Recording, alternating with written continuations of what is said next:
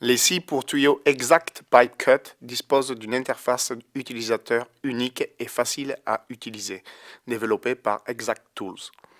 Dans cette vidéo, on utilise le modèle de scie Exact Pipe Cut 200, mais les mêmes principes d'utilisation sont également valables pour tous les autres modèles Exact Pipe Cut. Tout d'abord, nous scions le tuyau en vitesse réelle, puis nous passerons en revue chaque étape de l'utilisation de la scie pour tuyau.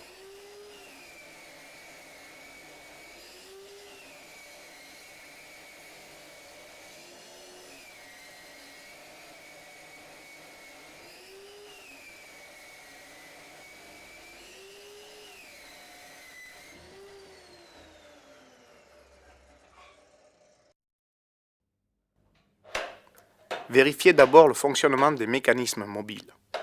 Le plus important est de s'assurer que le carter de la lame inférieure fonctionne parfaitement. Vérifiez toujours que la partie moteur est en position élevée et que l'indicateur jaune est visible. Étant donné que la lame de la scie est entièrement protégée, on ne peut pas pointer sur la ligne de coupe avec la lame. Il faut pointer à l'aide du rebord de mesure qui est pour les modèles Euro à 20 mm et pour les modèles US à 1 pouce, du véritable point de coupe. Donc déduire de la longueur souhaitée du tuyau de 20 mm ou de 1 pouce lorsque vous tracez un trait de coupe sur le tuyau. Placez le tuyau à couper sur les supports pour tuyau de manière à ce que, des deux côtés du point de coupe, se trouvent deux supports pour tuyau. Si vous coupez des morceaux courts inférieurs à 10 pouces, il n'est pas nécessaire de soutenir la partie qui chute. Positionnez la scie sur le tuyau de manière à ce que le rebord de mesure du carter de la lame inférieure se trouve au niveau de la marque de coupe et vérifiez bien que la partie moteur est en position élevée et que le voyant jaune est visible. Fixez fermement la scie sur le tuyau et assurez-vous qu'elle bouge librement dans le sens de la coupe. Tenez-vous debout derrière le tuyau et placez votre pied gauche sur le tuyau. Assurez-vous que votre position est stable et sûre et que vous ne soyez pas obligé de tendre le bras pendant la phase de découpage. Faites légèrement tourner la scie vers l'avant, environ de 10-15 degrés, afin que le perçage soit effectué aisément du côté droit. Il est important de commencer à scier en étant dans une bonne position.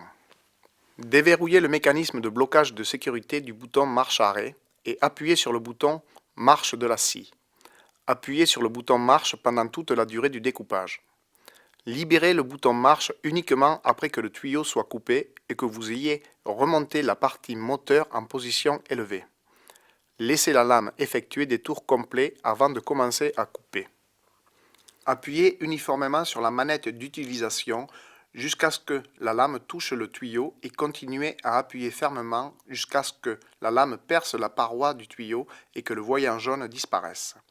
À présent, la scie est verrouillée en position de découpage. Commencez à scier en avançant la scie vers l'avant et en même temps, empêchez le tuyau de tourner avec votre pied gauche. Enlevez ensuite votre pied gauche pour libérer le tuyau et tournez la scie et le tuyau vers l'arrière. Répétez le mouvement jusqu'à ce que le tuyau soit découpé. Le mouvement est correct lorsqu'il progresse jusqu'à 1/6 de la circonférence du tuyau. Une fois que le tuyau est coupé, déverrouillez la partie moteur en poussant le bouton Unlock vers l'avant et relevez la partie moteur en position élevée. Vous pouvez à présent libérer le bouton marche.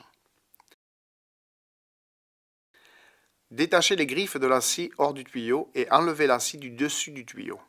Assurez-vous que la partie moteur est en position élevée et que le carter de la lame inférieure soit abaissé de manière à ce que la lame soit complètement protégée. La gamme Exact propose différentes lames qui sont adaptées à différentes fins d'utilisation.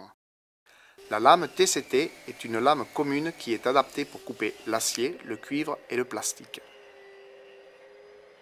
Il est pratique de tourner des tuyaux plus fins à la main. Les plaquettes de coupe Cermet sont en matériau très dur et elles restent tranchantes plus longtemps. Les lames Cermet sont également adaptées pour couper les aciers inoxydables. Les lames TCT et Cermet peuvent être aiguisées plusieurs fois. La lame Diamond équipée de lames diamant spéciales est destinée uniquement pour couper des tuyaux en fer de fonte et elle ne doit pas être utilisée sur d'autres matériaux.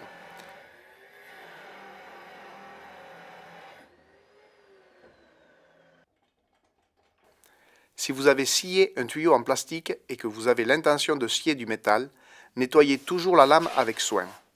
En coupant du métal, les sciures de plastique fondent et se mettent à brûler. En particulier, les sciures de PVC risquent d'émettre des gaz toxiques en brûlant. Les scies pour tuyaux exacts ont un volant de réglage qui permet d'améliorer le résultat de coupe. Une clé mâle pour 6 pans nécessaire pour effectuer le réglage est fournie avec la scie. Le changement de lame sur les scies pour tuyaux exacts se fait rapidement et aisément. Ouvrez d'abord les vis du couvercle du carter de la lame. Appuyez ensuite sur le verrou de l'arbre et faites tourner simultanément la lame jusqu'à ce que le verrou de l'arbre se place dans son compartiment et bloque la lame. Ouvrez à présent la vis de la lame avec la clé mâle pour 6 pans fournie avec l'appareil. Retirez maintenant la plaque de l'arbre, le collet de la lame et la lame usée. Mettez en place la lame adaptée pour le matériau à découper et vérifiez qu'elle est dans le bon sens. Remettez en place le collet de la lame, la plaque de l'arbre et la vis de la lame. Veillez à ce qu'il ne reste aucune saleté entre les collets. Resserrez bien la vis, mais sans exagération. Si le collet de la lame ou la plaque de l'arbre sont fortement usés, il faut les changer. La présence de rayures est normale et fait partie du fonctionnement normal de la structure du collet. Les scies pour tuyaux exacts ne nécessitent pas un entretien particulier si elles sont utilisées correctement. Outre le nettoyage normal, il faut de temps en temps huiler les parties mobiles, comme le volant de réglage, les roues de freinage, ainsi que les axes et les charnières de liaison. Ne jamais scier trop longtemps à la fois. Si on ne laisse pas l'appareil se refroidir comme il se doit, il chauffe et les parties métalliques peuvent devenir brûlantes. De plus, une surchauffe endommage la scie autant que la lame. Pensez bien à débrancher l'appareil de la prise lorsque vous changez la lame ou lorsque vous effectuez une tâche d'entretien de la scie. Regardez également l'autre vidéo modèle exact, vous y verrez des coupes effectuées avec différents modèles et matériaux. Veuillez porter une attention particulière à la position de coupe et à la vitesse d'alimentation. Toutes les coupes réalisées dans la vidéo ont été effectuées avec des lames neuves. Lorsque la lame perd son tranchant, il faut également réduire la vitesse d'alimentation.